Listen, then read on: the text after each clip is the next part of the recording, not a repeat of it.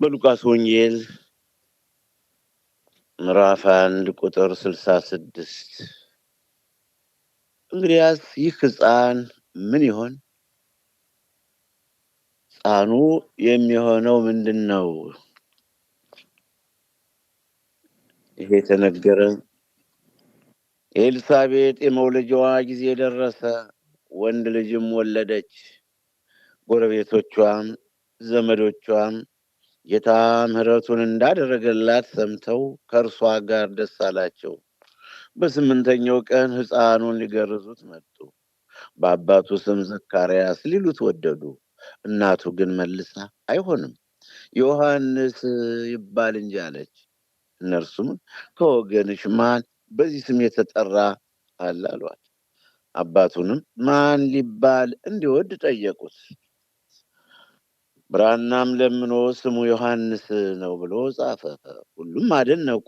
ያን ጊዜም አፉ ተከፈተ። ይህም ነገር በይሁዳ በተራራማው ሀገር ሁሉ ተወራ። የሰሙትም ሁሉ እንኪያስ ይህ ሕፃን ምን ይሆን እያሉ በልባቸው አኖሩት። የጌታ እጅ በእርሱ ላይ ነበረችና ይላል። እንግዲህ ወገኖቼ ይህንን ርዕስ የመረጥኩት ግዴታ ሕፃናትን ስናሳድግ በግብረ ገብነት፣ በፍቅር፣ በሰላም ማሳደግ ያስፈልጋል። ሕፃናት ብዙ እንደ ልጅነታቸው ማየት የለብንም። ሕፃን ናቸው። አሁንም በሕፃንነት ደረጃ ሕፃናት ናቸው። ሕፃናት ሁነውም እናያለን። ነገር ግን ነገ ደግሞ ይህን ሁሉ ነገር ዛሬ በእኛ ያለው ነገር ሁሉ በእነሱ ነው። ይህ ሁሉ የምናየው የምንሰማው ከዚህ ትውልድ ተተኪ ናቸው፣ ተረካቢ ናቸው። እንደገናም ለትውልዱ አስተላላፊ ናቸው። ዝም ብለን በቀላል ልንመለከታቸው አይገባንም። ለእነሱ አሁን ልክ ነው፣ ወርቅ ማውረስ፣ መሬት ማውረስ፣ ሀብት፣ ገንዘብ መስጠት መልካም ነው፣ አልነቅፈውም። ከሁሉ በላይ ግን ግብረ ገብነት፣ ጥሩ ስነ ምግባር፣ ምግባርን ከሃይማኖት፣ ሃይማኖትን ከምግባር ነው ለሕፃናቶች ማውረስ ያለብን። ሕፃናቶች ሊቀበሉት የሚገባቸው ታዲያ ሰለሞን ምንድነው የጠየቀው? ሁሉን የሚችል አምላክ ዳዊት ሰለሞን ሆይ ምን ላደርግልህ መለስህ? ምንድነው ከኔ የምትፈልገው ሲለው ሀብት፣ ንብረት፣ ወርቅ፣ ጨርቅ አልፈለገም። አስተዋይ ልቦና ስጠኝ ያለ። ዛሬም ለሚወለዱት ሕፃናት ለምናሳድጋቸው ልጆች አስተዋይ ልቦና ያስፈልጋል። አንደኛ እኛም ቢሆን በትዳር ያላችሁ ባልና ሚስቶች፣ እህታማች፣ የአካባቢ ሰዎች ሕፃናቶች ከእናንተ የሚማሩት ፍቅርን፣ ሰላምን፣ አንድነትን፣ ልማትን፣ እድገትን፣ ምግባርን ከሃይማኖት፣ ሃይማኖትን ከምግባር ሊሆን ይገባል። ይሄ ነው ዛሬ ይህን ርዕስ የመረጥኩት። ልነግራችሁ የምፈልገው በዚህ ከቀጠልነ መጨረሻችን ምንድን ነው? በዚህ ከቀጠልነ መጨረሻችን ምንድን ነው? ራስክን ፈትሽ፣ ራስክን መርምር፣ ራስሽን መርምር፣ ይወገን ራሳችሁን መርምሩ። የምናስበው ምንድን ነው? አስበን የምንፈጽመው ምንድን ነው? በጎ ነገር ነው ለእውነቱ? ሰው ሊማረው እንኳን ልጅን ያህል ነገር ከማህፀናችሁ የወለዳችሁ ወልዳችሁ የምታሳድጉት ቀርቶ ማን ሰው ሊማረው፣ ሰው ሊከተለው፣ ሰው ሊፈጽመው የሚገባ ነገር ነው የምንሰራው እኛ ለልጆቻችን አውርሰን የምናልፍ ሳለንም አብረን የምናወርሳቸው ስንሞትም ሰጠናቸው የምናልፍ ይሄን ነው። በሰው ትከሻ መቀማጠል፣ እናት አባትን ማሳዘን፣ የትዳር ጓደኛችሁን ወንዱን ሴቱን የራሳችሁ ከተሳካላችሁ ዘግቶ መውጣት፣ እንደታመመ እየተቆራመደ እየተሰቃየ ዘግቶ የራስ ይሄ ነው። ርህራሄ የራቀው ትውልድ ነው። ምሕረት ያጣ ትውልድ ነው። ይሄን ደግሞ ለልጅ ማስረከብ፣ ትውልዱ በዚህ እንዲቀጥል ማድረግ፣ ይሄንን ክፉ አመል ጥለን አራግፈን ይሄን ክፉ አመል አስወግደን ለትውልድ ልጅን ያህል ነገር ባንወልዳቸውም ልጆች ናቸው። እኛም ያልወለድነው የመንፈስ ልጆቻችን ናቸው። እናንተም የወለዳችኋቸው ከሆዳችሁ የወጡ ከአብራካችሁ የወጡ ናቸው። ይህን ክፉ አመል አውርሰን ተጋደሉ፣ ተፋጁ፣ ተናከሱ፣ እርስ በርሳችሁ በምቀኝነት በቅናት አንዱ ሲያድግ ፍቅር የለ፣ ከዛው መዝረፍ፣ መስደብ፣ ማዋረድ። ባልቴት ነው፣ መነኩሴ ነው፣ ገዳማዊ ነው፣ ሽማግሌ ነው፣ ኧረ ስልጣን አለው፣ ክብር አለው፣ አባት ነው። ምንም እንዲህ አይነት ክፉ ዘመን ይሄን ያሳሰበኝን ይሄን ርዕስ ለመምረጥ ያስገደደኝ ለልጆቻችን ምንድን ነው ማድረግ ያለብን? ለልጆቻችን ምንድን ነው መስጠት ያለብን? ለልጆቻችን የምናወርሰው ውርስ፣ የምንሰጣቸው ስጦታ፣ የምንሸልማቸው ሽልማት፣ ወርቁን ብሩን ያለ ስጥ እኔ ምቀኛማ አልልምና እንዲህ ሆነ ተብሎ ጠማማ ጠባሳ ጥቼ መሄድ አልፈልግም። ነገር ግን ፍቅር ምግባርን ከሃይማኖት እንደነገርኳችሁ ሁሉ በአንደኛ ነገሥት ምዕራፍ 3 ከቁጥር 6 7 8 9 10 ላይ፣ ሁለተኛ ዜና መዋዕል ምዕራፍ 1 ከቁጥር አሁንም 5 6 7 8 ላይ እግዚአብሔር በገባኦን ለሰለሞን ተገለጠለት። የ12 ዓመት ብላቴና በታላቁ በአባቱ በዳዊት ዙፋን ሆኖ ታላቁን የእስራኤልን ሕዝብ ለመምራት ሶስተኛው የእስራኤል ንጉሥ ሆኖ ከሳኦል ከዳዊት ሰለሞን እግዚአብሔር በዳዊት ዙፋን ላይ በእስራኤል ላይ ባነገሰው ጊዜ ልጄ ሰለሞን ሆይ የዳዊት ልጅ ምን እንዳደርግልህ ትፈልጋለህ ነበር ያለው። ምን እንድሰጥ ነው የምትፈልገው አለው። ሕያው አምላክ ኃያል ጌታ፣ የሰው ፊት አይቶ የማያዳላ ጌታ፣ የ12 ዓመት ብላቴናው ገና ሕፃኑ ሰለሞን በእስራኤል ላይ ነግሶ ሳለ ምን እንድሰጥ ትፈልጋለህ አለው። ሰለሞንም ሀብት፣ ንብረት፣ ወርቅ፣ ጨርቅ አላለም። ሹመት፣ ሽልማት ወይም መሬቱ ይስፋልኝ ግዛቴ ወይም መሳሪያ አላለም። ጉልበት፣ የሰራዊት ብዛት አልጠየቀም። አቤቱ አምላከ ዳዊት የዳዊት አምላክ የአባቴ የዳዊት አምላክ ሆይ ታላቁን የእስራኤልን ሕዝብ እመራ ዘንድ ቀኝና ግሬን የማላውቅ ብላቴና ነኝ። ስለዚህ በታላቁ በዳዊት ዙፋን ላይ ተቀምጬ ይህን ሕዝብ ለመምራት እንዳላዳላ፣ ጉቦ መማለጃ እንዳልቀበል፣ የሰው ፊት አይቼ እንዳላዳላ፣ ዘመድ ወገን ባይድ ጠላት ብዬ እንዳላዳላ፣ እውነትን እንድፈርድ አስተዋይ ልቦና ስጠኝ ነው ያለ። ይሄ ነው ከእግዚአብሔር ሰለሞን የጠየቀው አስተዋይ ልቦና ነው። እኛም ለልጆች ቅድሚያ መውረስ መስጠት ከሁሉም አስቀድሞ ሃይማኖትን ይማሩ ዘንድ ይገባላል። ከሁሉም አስቀድሞ ሃይማኖትን ከሌላው ከመሬታዊው ጥበብ ሁሉ ይልቅ ከመሬታዊ ፍልስፍና ይልቅ አስቀድሞ ቤተክርስቲያን ምን የሰላም አዋጅ ነው የሚታወጅባት፣ የአንድነት የፍቅር አዋጅ ነው የሚታወጅ ጠዋትም ማታም፣ በቀትርም በሚሸትም በክረምትም በበጋም። ቤተክርስቲያናችን የሚነገር ቢፈጽሙትም ባይፈጽሙትም ብንፈጽመውም ባንፈጽመውም ፍቅርን የምናስተምር፣ ፍቅርን የምንሰብክ፣ ፍቅርን መተግበር፣ ፍቅርን ፈጽሞ ማሳየት ያስፈልጋል። በቃላችን የተናገርነውን በተግባር መፈጸም ግድ ነው። አስተምረን ማንፈጽመው ከሆነ ግን ጌታችን አምላካችን መድኃኒታችን ኢየሱስ ክርስቶስ በማቴዎስ ወንጌል ምዕራፍ 23 ከቁጥር 1 እስከ 7 ድረስ እንዳለው ጻፎችና ፈሪሳውያን በሙሴ ወንበር ተቀምጠዋል።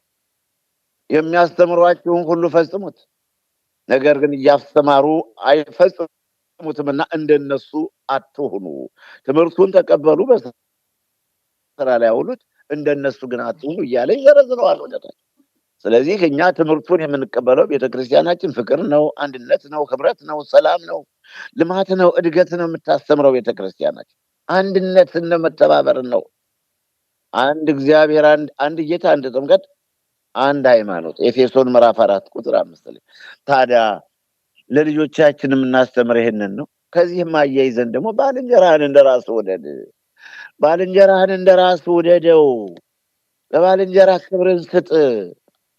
ለባልንጀራህ አስብለት። ባልንጀራህን አትጥለው። በባልንጀራ ላይ ቂም አትያዝ። በባልንጀራ ላይ ተንኮለኛ አትሁን፣ አትቀየምበት።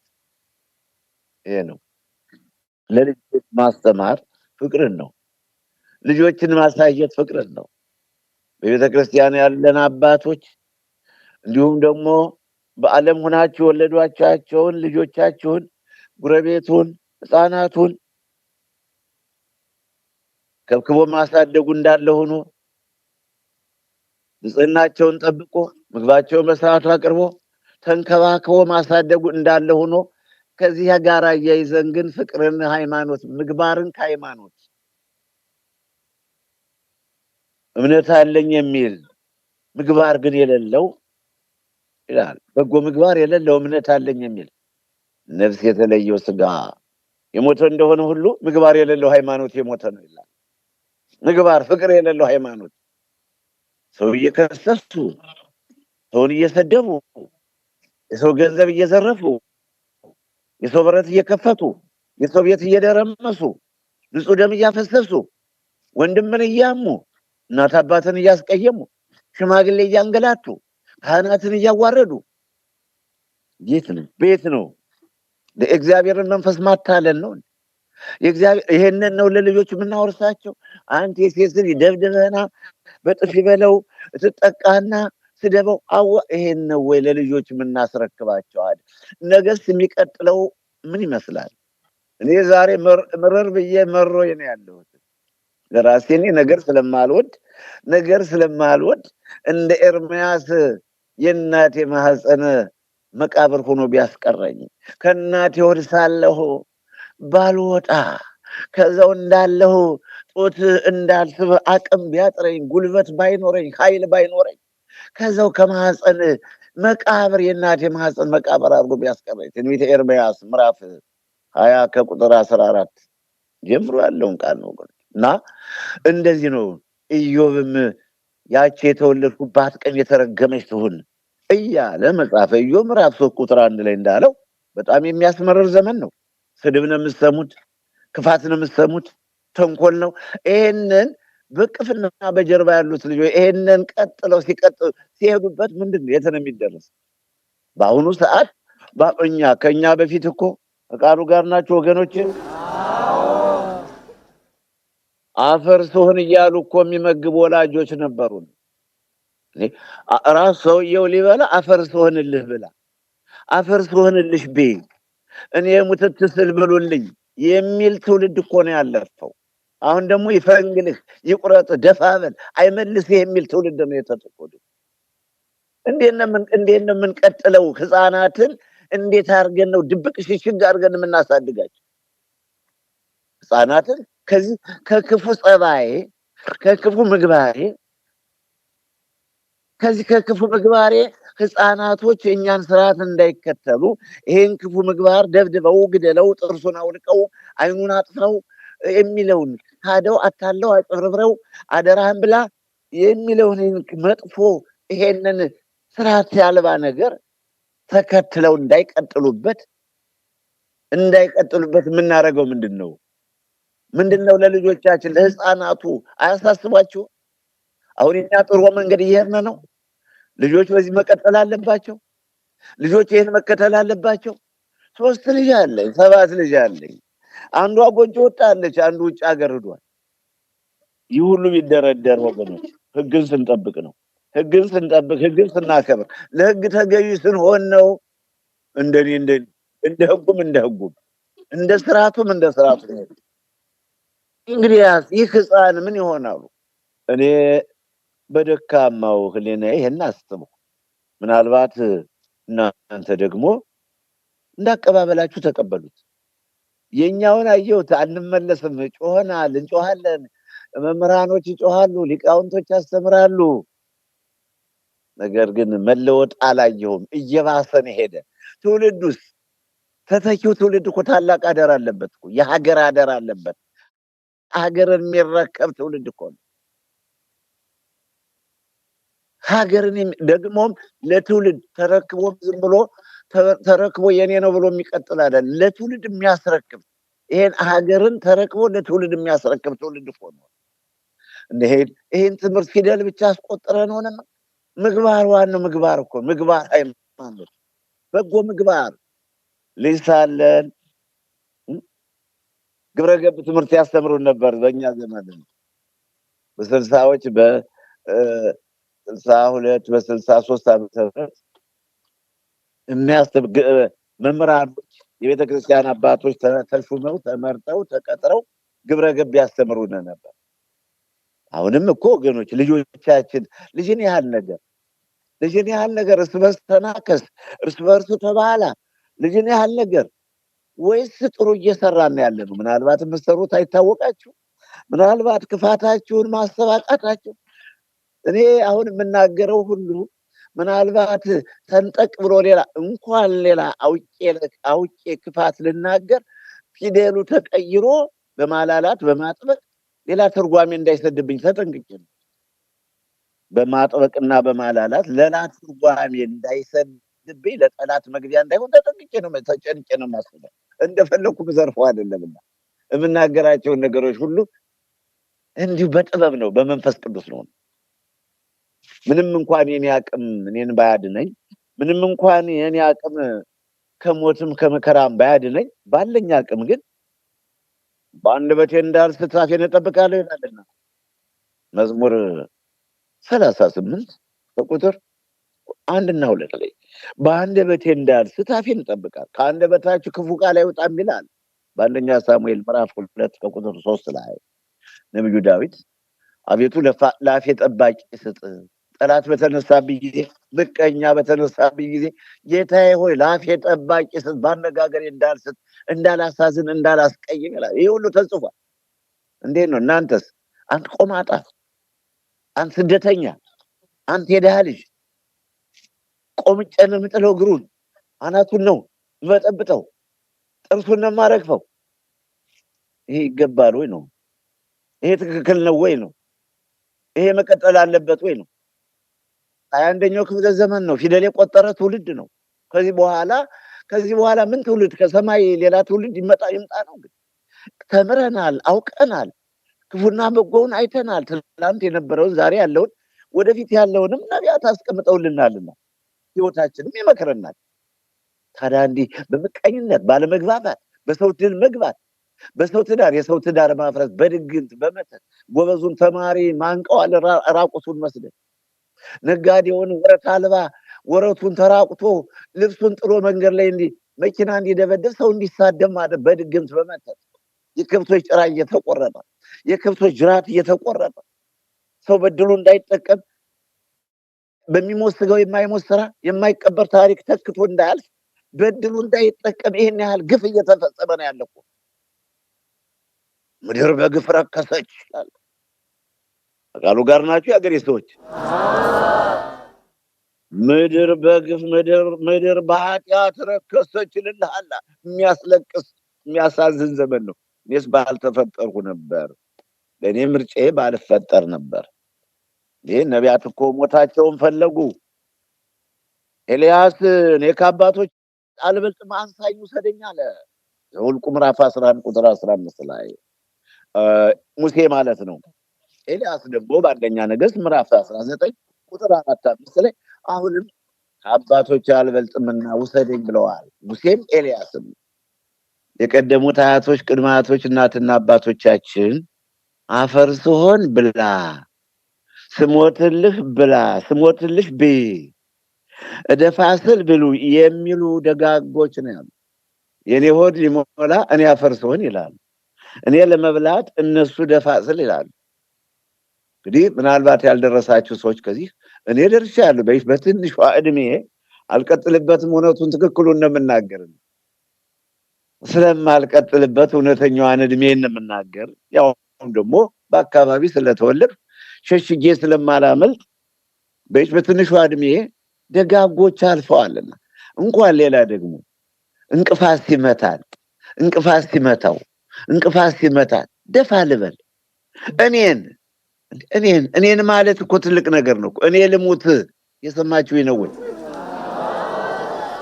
እኔ ልሙት እኮ ነው ያዙት። ይሄ እኮ ትልቅ የመጽሐፍ ቃል እኮ።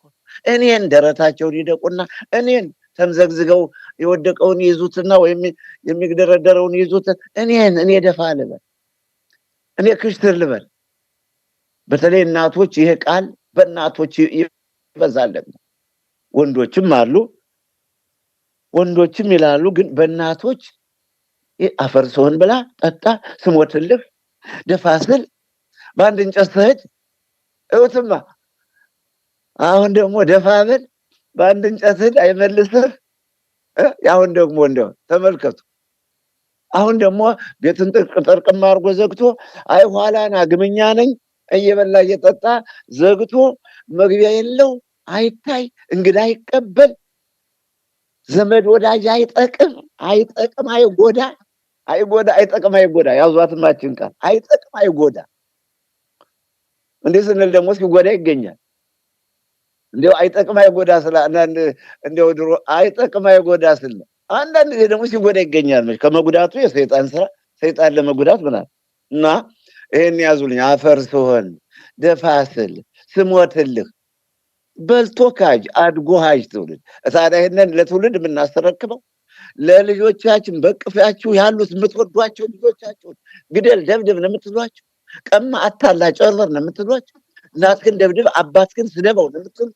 ካህናትን አዋርዱ እያላችሁ ነው አስተምራችሁም አሳይታችሁም በቃል ነግራችሁ በተግባር ፈጽማችሁ ልጆችን ያህል ገና ይሄን ዓለም ይሄ ትውልድ የሚለፋበትን ዓለም ከተፈጠረ ጀምሮ ያለውን የሚረከቡ እኮ እነሱ ናቸው። እኛ እኮ ዘላለም አንኖርም። ሕፃናቶች እኮ ታላቅ አደራ አለባቸው። ሕፃናቶች እኮ ታላቅ ስራ ይጠብቃቸዋል። ሕፃናቶች እኮ ታላቅ ስልጣን፣ ታላቅ ክብር፣ ሀገር አቀፍ፣ ዓለም አቀፍ አደራ አለባቸው። በአንድ ቀበሌ፣ በአንድ ዞን፣ በአንድ አውራጃ የማይወሰን ዓለም አቀፍ አደራ ይጠብቃቸዋል እኮ ልጆቻችን። እንዴት አድርጋችሁ ነው የምታሳድጓቸው? እንዴት አድርጋችሁ ነው የምታንጿቸው? እንዴት አድርጋችሁ ነው የምትገነቧቸው? እንኪያስ ይህ ሕፃን ምን ይሆን? የወለድሽውን ይህ ሕፃን ምን ይሆን? የወለድሻትን ይህች ሕፃን ምን ትሆን? ይህች ሕፃን መጨረሻ ምንድን ነው? መጀመሪያዋስ መጨረሻዋስ? መጀመሪያውስ መጨረሻውስ ምን ይመስላል ህይወቱ? እናስተውል ወገኖች። ወልዶ መጣል 7 ወልጃለሁ 10 ወልጃለሁ ማለት ብቻ አይደለም። ልክ ነው መውለድ ትልቅ ልጆች የእግዚአብሔር ስጦታ ናቸው ይልላል። አመጣልሃለሁ። ልጅ መውለድ ክብር ነው። ብዙ ተባዙ ምድርን ሙሉአት ይላልና ዘፍጥረት ምዕራፍ 1 ቁጥር 26 27 28 ላይ ምድርን ሙሉአት፣ ዓለምን ግዟት። በሰማይ ያለው አይዋፉን፣ በባህር ያለውን፣ በየብስ ያለውን ዓለምን ሁሉ ግዙ። ከእግዚአብሔር በታች ከፈጣሪ በታች ከፍጡራን በላይ ሰው ክቡር ነው። በእግዚአብሔር መልክ ነው የተፈጠረ። እንደገና ደግሞ ሰው ብቻውን ሊኖር አይገባውም። ረዳት እንፍጠር። ሚስት ባልና ሚስት ዘፍጥረት ምዕራፍ 2 ቁጥር 18 ላይ ባልና ሚስት እኮ እንዲወልዱ ነው እኮ እና ብቻን መኖር አለ አይደል? ሰው ሁሉ እንደኔ ሆኖ ቢኖር መልካም ነው አለ ቅዱስ ጳውሎስ በአንደኛ ቆሮንቶስ ምዕራፍ 7 ከቁጥር 1 ላይ ከቁጥር 7 ላይ እያለፈ ሰው ሁሉ እንደኔ ሆኖ ቢኖር መልካም ነው አለ። አለመጋባትም አለመውለድም መልካም ነው አለ ቅዱስ ጳውሎስ። ለምን? ሕጉ ጥብቅ ስለሆነ፣ የጋብቻ ጥብቅ፣ የጋብቻ ስርዓት ይህ ምስጢር ታላቅ ነው ይልልሃል ቅዱስ ጳውሎስ። ኤፌሶን ምዕራፍ የሐዋርያው የቅዱስ ጳውሎስ መልእክት ለኤፌሶን ሰዎች የጻፈውን መልእክት ነው የማነብላቸው ወገኖች። ከቃሉ ጋር ናችሁ? ይህ ምስጢር ታላቅ ነው። ኤፌሶን ምዕራፍ 5 ቁጥር 32 ላይ የጋብቻ የባልና የሚስት ነገር ታላቅ ነው ጠንቅቆ ጠብቆ ለሚይዘው። ታዲያ ቅዱስ ጳውሎስ ለአገልግሎትም የሚመች ብቻን መኖር ነው አለ እና ላሳጥረው ልቅስ። አሁን የሕፃናትን ነገር ነውና አደራ ሕፃናቶችን ልጆቻችሁን እንደው በለው በጥፊ ደርግመው፣ አንተ የሴት ልጅ ጉርድንም ማስታጥቀህ ሙያው ተገንቶ ተሙቶ እንዴ ክርስቶስ እኮ የሞተለት ነው። ለምን ይመታል? መድኃኔዓለም ኢየሱስ ክርስቶስ እኮ በቀራንዮ አደባባይ ከሰማይ ዝቅ ከምድር ከፍሎ የሞተለት እኮ ነው። አንተ የምታሳድደኝ ናዝሬቱ ኢየሱስ ነኝ እኮ ነው ያለ። ሰውን ማሳደድ እኮ ክልክል ነው። ሰውን መደብደብ እኮ ክልክል ነው። የሰውን ገንዘብ መዝረፍ እኮ ደግሞ ነገ ማስተምራቸዋለሁ ስለ ስራ ሰርቶ መብላትን ይሰራ የማይወድ ሰነፍ አይብላ ተብሎ ተጽፏል። ሁለተኛ ተሰሎንቄ ምዕራፍ 3 ቁጥር 10 ላይ ሊሰራ የማይወድ ሰነፍ አይብላ ተብሏል። ሰው የሰራውን አዝመራ ማሳውን፣ ስንዴውን፣ ክምሩንም እንደገና ጎተውን መስረቅ፣ ሊጡን ውሃውን መስረቅ፣ በሬውን ማውጣት፣ በጉን የወፈረውን እየመረጡ አሞሌ ጨው እንደሰጡ በለመለመ ሳር እንዳሰማሩ የጠራ ውሃ እንዳጠጡ ሁሉ ድሃው የደከመበትን እየመረጡ መብላት፣ በሬውን መዝረፍ፣ ንጹህ ደም ማፍሰስ፣ ለፍታ ያሳደገቻትን ልጇን ደፋ በላ አስተዝቀር። ይህ ሁሉ ምንድን ነው? ይህን ትውልድ ታዲያ እንዲህ ነው የምናስቀጥለው? ይህን እየተማረ እንዲያድግ ነው የምናደርገው? ይህን እየፈጸመ እንዲኖር ነው የምናደርገው? ወገኖቼ አደራ እላችኋለሁ። ቃሉ ጋር ናችሁ? ህፃናት ዛሬ ህፃናት ትምህርት ነው። ህፃናትን አደራ ከብክባቸው አሳድጓቸው። ህፃናትን አደራ ተጠንቅቃቸው አሳድጓቸው። ህፃናትን አደራ በሆዳቸውም እንግዲህ ቤት ያፈራው እንዳይርባቸው እንዳይጥማቸው፣ ይራቡ ይጠሙ ማለት አይደለም። እንዳይርባቸው እንዳይጥማቸው፣ እንዳይከፋቸው፣ እንዳይቸገሩ መጽሐፍ ቅዱስ ራሱ ያመጣልሃል።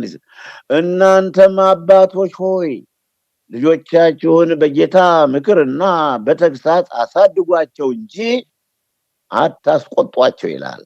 አታበሳጯቸው፣ ልባቸው እንዳይዝል፣ ተስፋ እንዳይቆርጡ። ነገር እኮ ክፉ ነው።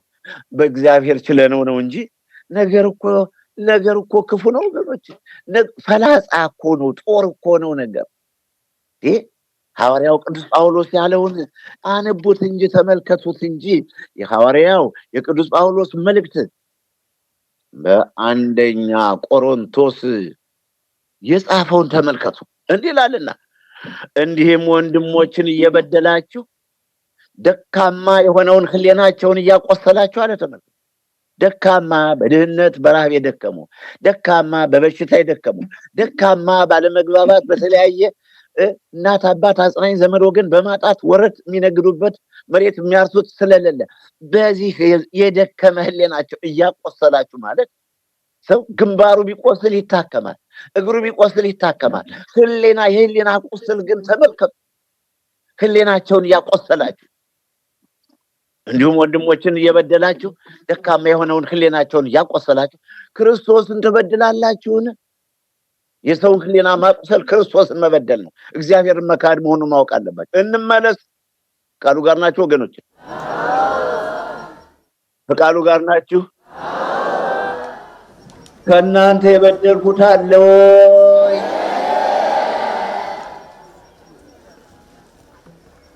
ከእናንተ ያሳዘንኩት፣ የቀመሁት፣ ያታለልኩት፣ ያጭበረበርኩት አለ ወይ? ከእናንተ ያሳዘንሁት፣ ጉቦ የተቀበልሁት፣ ገንዘብ አምጣ ብዬ አንገራገርሁት፣ አልብሰኛ ብላኛል የበደልኩት አለ ወይ? እንዲህ ነው ክርስትና፣ እንዲህ ነው ተዋህዶ። ተዋህዶ ማለት እንዲህ ነው። እንዴት ያለ ነገር ነው! እየበደሉ እየተሳደቡ እያንገራጠጡ እያሳደዱ በድግምት በመተት የሰው ቤት እያፈረሱ ማሳው እንዳያበቅል ነዶውን እየቆረጡ ክምሩን አውሎ ነፋስ እንዲወስደው እንዲህ እያሉ ደግሞ እኔ እንዲህ ነኝ እኔ ማዝን ምን አይነት እኔ ትዝ የሚለኝ እኔ የማየው ልጁን ነው። እኔ የማየው ልዩቷን እኔ የማየው ከፊት ያሉትን ልጆች ነው። ግን ልቤት ይሄዳል ወደ ወላጆች። እንዴት አድርገው ቢያሳድጉት ነው? እንዴት አድርገው ቢያሳድጓት ነው? ይሄን ያህል ክፋት፣ ይሄን ያህል ተንኮል፣ ይሄን ያህል አመፅ፣ ይሄን ያህል ፍቅረ ነዋይ፣ ይሄን ያህል ዘረኝነት፣ ይሄን ያህል ዝሙት፣ ስርቆት፣ ይሄን ያህል ማታለል፣ ማጭበርበር፣ ይሄን ያህል ቂም በቀል እንዴት አድርገው ቢያሳድጓት ነው? እኔ ወላጆች ናቸው ያሳዝኑኛል። እንዴት አድርገው ቢያሳድጓት ነው? ምኑን ችለውት ነው? ምኗን ችለዋት ነው? ይሄ ነው ወገኖች፣ እባካችሁ እንስተካከል። እኔ እንጃ፣ እኔ ይህንን ማስተማር ስላለብኝ አፌን ከፍቻለሁ፣ ወደ ኋላ አልልም። ምን መረረን እኮ መረሻ ምን ነው ባልተወለድናን እኮ አለዛም ጌታ አንሳናል ነው እኮ ሞት ፈለግን እኮ ሳይጎልብን የሰማይን መስኮት ከፍቶ እንኳን ለራሳችን ለሰው ለአንገቴ መግቢያ ጎጆ መስራት ማልችል ሰው የምታዩት የወዲትና ግራኛ ጠፉትን ሁሉ እየሰራን በሺህ የሚቆጠር ሰው አብረን እየበላን እየጠጣን ሳንቸገር እንዲህ አርጎ አድም ቆያዋለን። አውደ ዓመቱ ክብረ በዓሉ ምን እለዛት ይለት ሁልጊዜ በየቀኑ ታቦት የወጣ መስለን እንዲህ አርጎ ያዘንን አምላክ ምን ነው? ምን አጎደለብን? የጎደለብን ምን? ለምንድን ነው የማንግባባው? ነው ነገርን ተሸክመን መኖር አለብን። ነገርን ተሸክመን እንደ ኬሻ መኖር አይበልብኝ። እኔ መኖር በፍቅር መኖር ካለዛም ደግሞ ወደ ፈጣሪ መር ነው የምፈልገው። እንደዚህ ነው ወገኖቼ። ከቃሉ ጋር ናችሁ? ልጅን በሚሄድበት መንገድ ምራው፣ በሸመገለም ጊዜ ከእርሱ ፈቀቅ አይልም ይላል ጥሩ አሳዳጊ። አቤት አቤት! ይሰማችኋል ይሆን? አዎ ሳድግ በእንተ ስማ ለማርያም እያሉ አባ ገብረ ማርያምን ጋር አብረን ወዲያ ወዲህ እያልን ስናድግ አንዳንድ አባቶችና እናቶች ልጆቻቸውን ይሰበስቡና የሰው ገንዘብ ብትነኩ እርጉም ሁኑ ይሉታል። ይሄ መርገሙ ከባድ ነው። ወገኖች ልጅን መርቆ ማለፍ እንጂ መርገሙ ከባድ ነው። ነገር ግን እነሱ አትንኩ ነው። ከነካችሁ እርጉም ሁኑ ነው። የሰው ገንዘብ ከነካችሁ እርጉም ሁኑ ነው። የሰው ሀብት የሰው በረት ከከፈታችሁ እርጉም ሁኑ። ሰርተህ ብላ እኮ ነውና። አቤት የታደሉት እነዛ ሰዎች ነፍሳች። እርጉሙን ልጄ ወይ ሰርተህ ብላ ይላል። እንዲህም አለ፣ እንዲህ አይነት ባህልም አለ ከአባቶች ከእናቶቻችን። እንዳትሰርቁ፣ እንዳትቀጡ፣ ሰው እንዳታስቀይሙ፣ ስደተኛው እንዳታሳድዱት፣ ዳውን እንዳታንገላቱት። የትዳር ጓደኛችሁ እንዳታሳዝኑ። ልጆች ሆይ መክረው ገስጸው። እንዲህ ነው አባት ማለት። በማርና በቅቤ ማሳደግ ብቻ አይደለም። አለዛም ቢጠፋ በሽሮ ብቻ ማሳደግ ብቻም አይደለም። ያም እንዳለ ሆኖ ሽሮውን በሉት ማሩም ቅቤውን በሉት ያ እንዳለ ሆኖ የለም። ለልጅ ጥሩ ስነ ምግባር ግብረ ገብነትን ማስተማር ነው። ትውልድ ሰክቶ ማለፍ ያስፈልጋል። ልጅ ስለሆነ አትናቀው። ጆሮውን በጥፊ ብለው ትሄዳለህ፣ ጆሮውን ትቆነጥጠዋለህ። እንዴ ልጅ ስለሆነ ማትናቅ። እኛም ልጅ ሆነን ያደግነ። አክብሯቸው፣ ውደዷቸው። ልብሳቸው ይታጠብ፣ ሰውነታቸው ይታጠብ፣ ንጽህናቸው ተጠብቆ ይደግ። ሙሴም እኮ ወንዝ ዳር ነበር እናቱ ጥለው ነበር።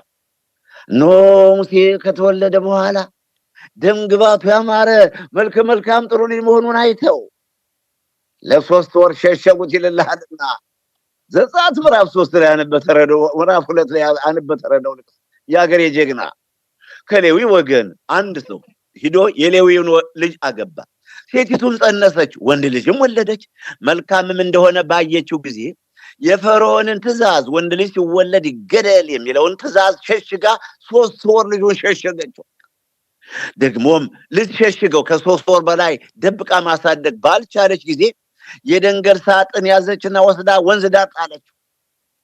የፈርዖን ልጅ ስትታጠብ ነበርና ገረዶቿን ድምፅ ሰምታ ምንድነው ያ ነገር ብላ ገረዶቿን ብትልክ ሙሴ ፊቱ እንደ ፀሐይ ያበራ ብርሃን ተስሎበት አየችው። ይሄስ ልጅ ይሆነኛል ብላ ወስዳ አሳደገች። ወላጆቹ ይሙት እናቴም አባቴም ተውኝ፣ እግዚአብሔር ግን ጠበቀኝ፣ እግዚአብሔር ግን ረዳኝ፣ እግዚአብሔር ግን የሞቴን ወጥመድ ሰበረልኝ ይላል መዝሙር 26 ቁጥር 10 ላይ። እናቴም አባቴም ጥለውኛል፣ እግዚአብሔር ግን ጠብቆኛል ይላል። ሙሴ የሙሴ እናት ብትጥለው የሙሴ አባት ተመካክረው ቢጥሉት የፈርዖን ልጅ ወስዳ የፈርዖን የልጅ ልጅ ተብሎ 40 ዓመት አደገ። ይሄን ያደረገ ጌታ የተመሰገነ ይሁን። እንደዚህ ነው ጌታ የሙት ደብዳቤያችን የሚቀድል። ለእኛም ታዲያ ሁልጊዜ ይሙት ነው። እቺ ጥይት ያባገሌ እቺ ጥይት የማገሌ እንደተባልነ እየተመረጥነ እንደ ልደት ስጋ እንደ ልደት በግ ለሞት እንደተደር እናውቀዋለን እኮ አይጠፋንም። ስለዚህ ግን ከዚያ ሁሉ ጠብቆ እዚያ አድርሶናል። ክብር ምስጋና ለጌታ ይሁን። እግዚአብሔር ይባርካችሁ። ልጅህን ቅጣ እረፍትም ይሰጥሃል፣ ነፍስህም ተርላ ለነፍስም ተርላ ይሰጣታል። ልጅህን ቅጣ፣ ልጅሽን ቅጭ፣ ልጆቻችሁን ቅጡ፣ እነሆ እረፍትን ይሰጣችኋል፣ ለነፍሳችሁም እረፍት ታገኛላችሁ። እንደዚህ ነው ወገኖቼ። ሕፃንን ከመቅጣት ቸል አትበል። መጽሐፈ ምሳሌ ምዕራፍ 23 ቁጥር 13 ቀጥሎ ያለውን እናንተ አንብቡት እና በሚገባ መቅጣት ያስፈልጋል። ግን እንዳይርበው እንዳይጠመው ደግሞ ተንከባክቦ ማሳደግ ያስፈልጋል። እንዳይርበው እንዳይጠመው ሲሆን እንደኛ ዝም ብሎ እንዳያድግ ትምህርት እያስተማሩ ሁሉም አስቀድሞ ሃይማኖትን ማስተማር ይገባል። እኛ የደሃ ልጆች ነን፣ ዝም ብለን አደግን። እግዚአብሔር ግን አልተወንም፣ ለዚህ አብቅቶናል። እኛ የደሃ ልጆች ነን። በድህነታቸው በእርግጥ ተጠንቅቀው አሳድገውናል። ነገር ግን ሁሉም አለፈና እዚህ ደርሰናል። ወገኖቼ እግዚአብሔር ከሁላችን ጋር ይሆንና አንድ ጊዜ ጌታችን አምላካችን መድኃኒታችን ኢየሱስ ክርስቶስ እንግዲህ ስለ ሙሴ ነግሬያቸዋለሁ። ሙሴ ከባህር ወስደው ጣሉት። የፈርዖን ልጅ ወስዳ አሳደገችው። የፈርዖን ልጅ ተብሎ አደገ። እንዲሁ ነው የሚያሳድገናል። ይሙቱ ይገደሉ ብንባልም የሞት ደብዳቤ የሚቀዳ አምላክ አለና እንዲህ አድርጎ አሳድጎናል ለማለት ነው። በማቴዎስ ወንጌል ስለ ሕፃናት ክብር ላስተምራችሁ። በማቴዎስ ወንጌል ምዕራፍ 19 ከቁጥር 13 ላይ ወላጆች ልጆቻቸውን ሊያስባርኩ ወደ ጌታ እጁን እንዲጭንባቸው እንዲባርካቸው ወደ ጌታ ያቀርቧቸው ነበር። በዚያን ጊዜ እጁን እንዲጭንባቸውና እንዲጸልይ ሕፃናትን ወደ እርሱ አመጡ። ደቀ መዛሙርቱም ገሰጿቸው፣ አይሆንም መልሷቸው አሉ ማለት ነው። ነገር ግን ጌታችን አምላካችን ኢየሱስ ክርስቶስ ሕፃናትን ተዋቸው፣ ወደ እኔ ይምጡ፣ ወደ እኔ መጡ ዘንድ አትከልክሏቸው፣ መንግስተ ሰማያት እንደነዚህ ላሉ ናትና። የሕፃናት ክብር ይሄን ያህል ነው። ጌታ እንኳን ወደ እኔ ይምጡ ተዋቸው አትከልክሏቸው ነው። እንደዚህ ነው ጌታ ያከበረውን እኛ ማክበር የለብንም። እንኳን ወልዳችሁ ውለዱን ሳይሉ ውለዱን ብለን አልጠየቅንም። ሁላችንም ወለዱን። ከወለዱ በኋላ በተቻለ መጠን መከባበር፣ አክብሮ ተጠንቅቆ ማሳደግ ያስፈልጋል። ህፃናትን ተጠንቅቆ ማሳደግ። ሌላውም ወንጌላዊ ማቴዎስ በወንጌለ መንግስት እንደጻፈው በማቴዎስ ወንጌል ምዕራፍ 18 ቁጥር 1 ላይ በዛይ ሰዓት ደቀ መዛሙርቱ ወደ ኢየሱስ ክርስቶስ ቀርበው በመንግስተ ሰማያት ከሁሉ የሚበልጥ ማን ነው አሉት። ህፃንም ጠርቶ በመካከላቸው አቆመ፣ እንዲህም አለ፣ እውነት እውነት እላችኋለሁ ካልተመለሳችሁ እንደ ህፃናትም ካልሆናችሁ ወደ መንግስተ ሰማያት ከቶ አትገቡም። ተመልሰን እንደ ህፃናት። እንግዲህ እኔ 60 ዓመት የሆንኩት 3 ዓመት ሆናለሁ ማለት አይደለም። ዋናው ግን ወገኖች ተመልሰን እንዲህ ይላል ራሱ ይጨርሰዋልና። አዎ ከእንግዲህ ወዲህ እንግዲህ እንደዚህ ህፃን ራሱን የሚያዋርድ ሁሉ በመንግስተ ሰማያት የሚበልጥ እርሱ ነው አለ። እንደዚህም ያለውን አንድ ህፃን በስሜ የሚቀበል ሁሉ እኔን ይቀበላል አለ።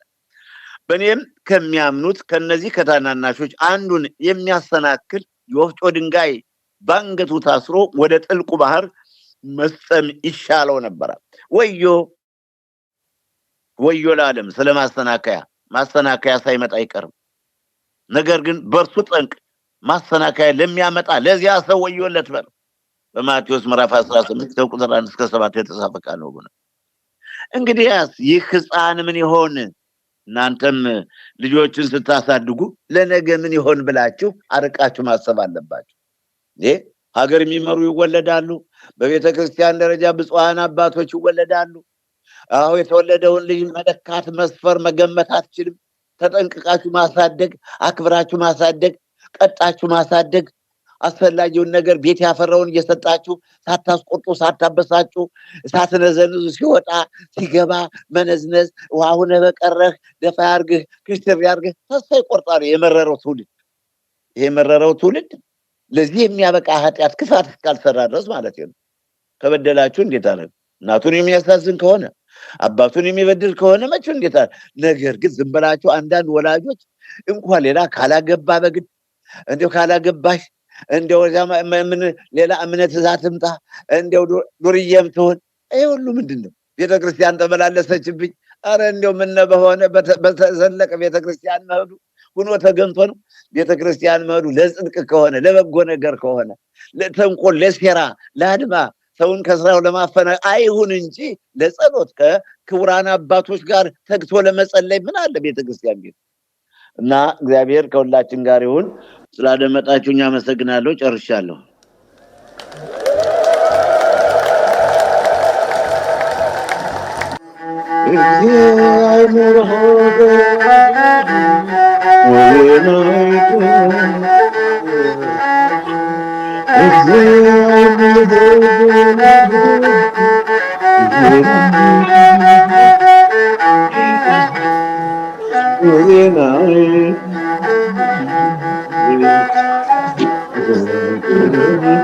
በጥንቃቄ ክቡራንና ክቡራት የበራው ስብከት ታዳሚዎች፣ ወጣቶች፣ ማህበረ ምሁራን፣ ማህበረ ልማት ሁሉም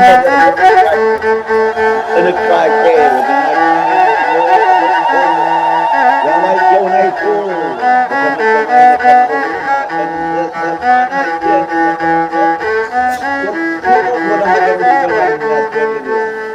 ስለዚህ ነገር ሁሉ ጥንቃቄ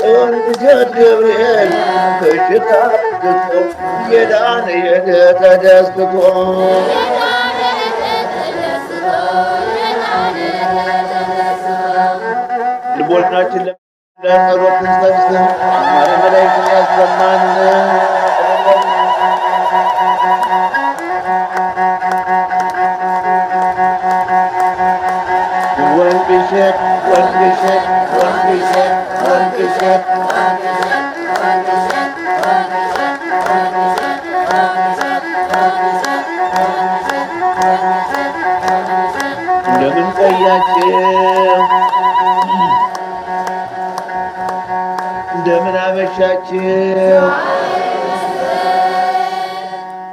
ገዳማውያን መነኮሳት በየገዳማው የመጣችሁ ቤተ ክርስቲያን አንዲት ናት። እኛ የምንወደው ሁሉ ሰው ለሆነ ሁሉ ፍቅር አለን። የምናኔ ምንኩስና ማለት ክርስትና ነው። ግዴታ ያስገድደን። ጸብና ክርክር የሰይጣን ስራ ነው።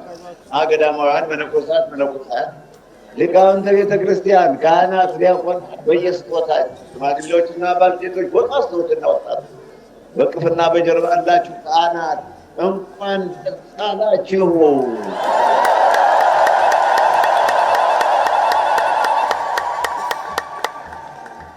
እንደገና ምን ደግሜላለሁ፣ እንኳን ደስ አላችሁ።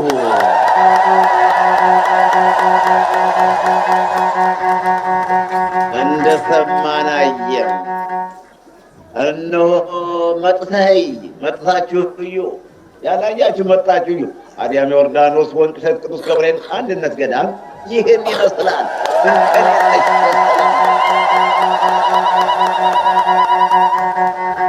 በስመ አብ ወወልድ ወመንፈስ ቅዱስ አሐዱ አምላክ። ሰላም ወወልድ ወመንፈስ ቅዱስ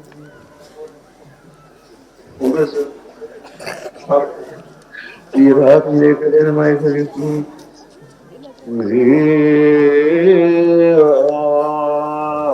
ማረነ ክርስቶስ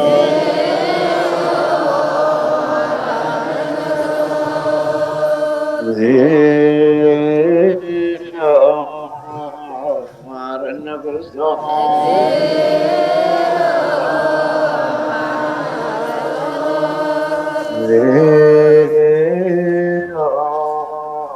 ማረነ ክርስቶስ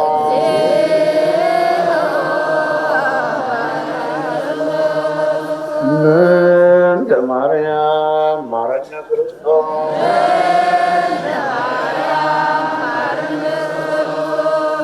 እንተ ማርያም ማረነ ክርስቶስ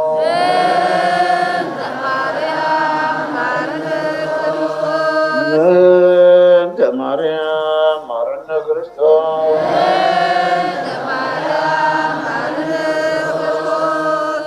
እንተ ሚካኤል ማረነ ክርስቶስ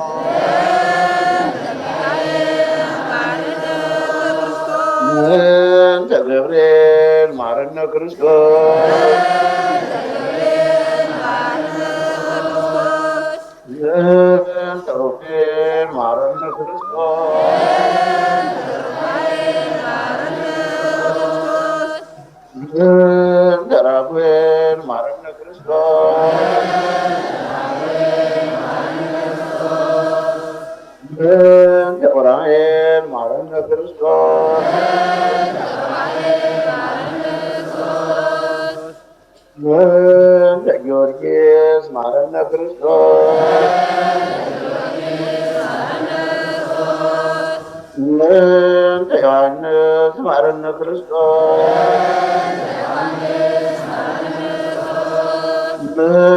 ሳኑ ቂርቆስ ማረነ ክርስቶስ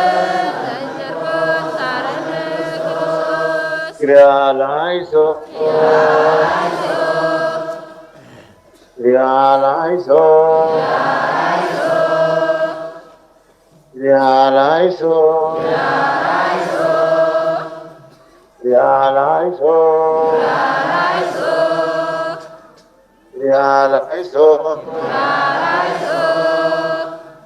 ክሪያላይሶ ክሪያላይሶ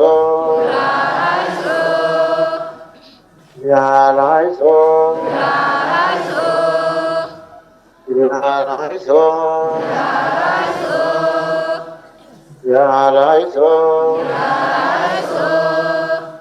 ክሪያላይሶ ክሪያላይሶ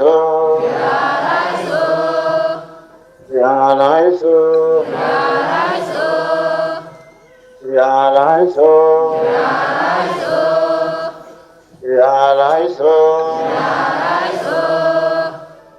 ክሪያላይሶ ክሪያላይሶ